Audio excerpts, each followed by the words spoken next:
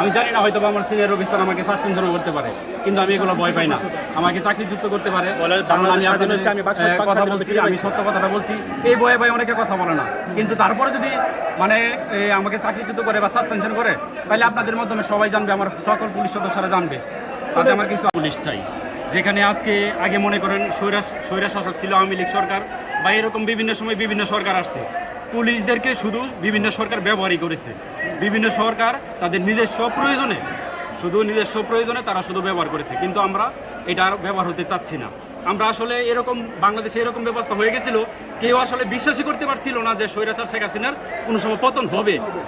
আর senior অফিসাররা এরকম একটা লেজার ভিত্তিক মানে সিস্টেম চালু করে রাখছে যে আমাদের পিয়ার ভিতরে নিষেধ আছে যে আপনারা তো বিদ্রোহ করতে পারবেন না, বা আপনারা কোনো মানে কোথাও কোনো বক্তব্য বা কোনো কমেন্ট লাইক এগুলো করতে পারবেন না, সরকারের বিপক্ষে চলে যাবে বা সরকারের বিরুদ্ধে লেখছে, ওইটা যদি আপনি করেন আপনাকে সাসপেনশন করে ফেলাবে।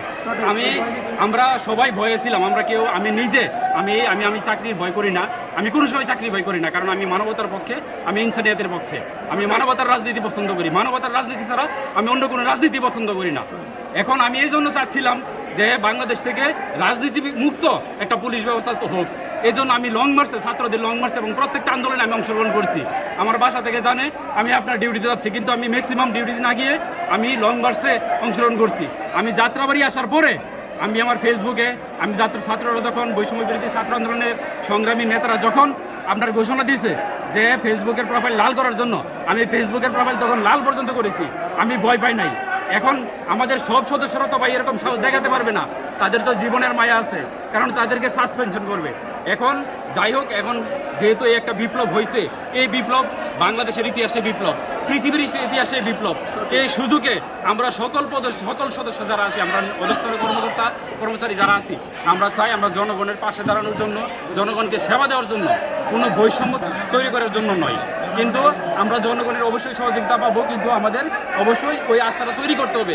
ওই আস্থাটা তৈরি করতে হলে আগে যারা সিনিয়র অফিসার ছিল, যারা সরকারের গোলামি 5-6টা গোলাম ছিল, তাদেরকে অবশ্যই বিচার করতে হবে এবং তাদেরকে ধরে নিয়ে এসে তাদের যত সম্পত্তি আছে এগুলো বাজেয়াপ্ত করে বর্তমান রাষ্ট্রীয় কোষাগারে এটা জমা দিতে হবে।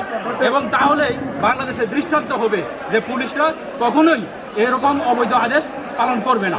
এটাই আপনাদের কাছে, আপনাদের মিডিয়ার মাধ্যমে একটা বিষয় হচ্ছে আপনারা চাচ্ছিলেন যে পোশাক চেঞ্জ করার জন্য। হ্যাঁ, আমরা সাধারণ জনতা তারাও কিন্তু বলছে যে পুলিশের পোশাকটা চেঞ্জ করার জন্য। জি, আমরা অবশ্যই চাচ্ছি এই কলঙ্কিত পোশাক চেঞ্জ করে আমরা নতুন একটা পোশাক যেন আমাদেরকে দেওয়া হোক।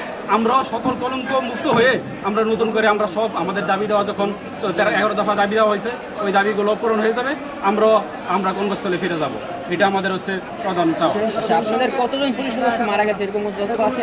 আসলে আমরা তো অনেক সদস্য মারা গেছে ভাই, আমরা তো বলতে পারবো না। অনেক জায়গায় সিনিয়র অফিসার যারা দালাল ছিল, যারা প্রথম ঘটনায় যখন প্রথম আগে 32 জনের উপরে পুলিশ সদস্য মারা গেছে, কিন্তু অফিসিয়ালি বা মিডিয়াতে মাত্র আসছে 3 জন, মাত্র 3 জন আসছে। কিন্তু আপনার কতজন যে লাশ মারা গেছে পুলিশ সদস্য, আসলে ভাই এখানে যারা নিহত হয়েছে এরা তো আসলে মানে পুলিশ সদস্য যারা নিহত হয়েছে, হয়তোবা পুলিশের মধ্যে কিছু নিম্ন পর্যায়ে যারা আছে তারা কিছুটা, কিন্তু ভাই নিরীহ ছিল, ম্যাক্সিমাম সদস্য নিরীহ ছিল। এরা এরকম চার টাকার এরকম দুর্নীতিবাজ অফিসারদের কমান্ড শুনতে বাধ্য হয়েছে।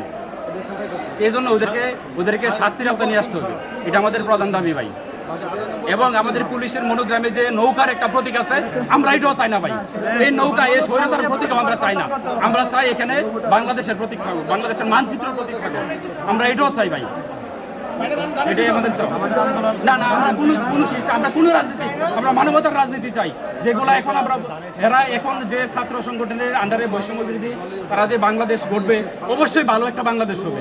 এখানে কোনো বৈষম্য থাকবে না, এখানে আমাদের পুলিশের মধ্যে বৈষম্য থাকবে না, সকল ক্ষেত্র থেকে বৈষম্য দূর হবে। এটাই আপনাদের মাধ্যমে আমরা সকল জনগণকে জানাতে চাই। আপনার নাম কি? আমার নাম ফরহাদ, আমি পুলিশ হেডকোয়ার্টার কর্মরত।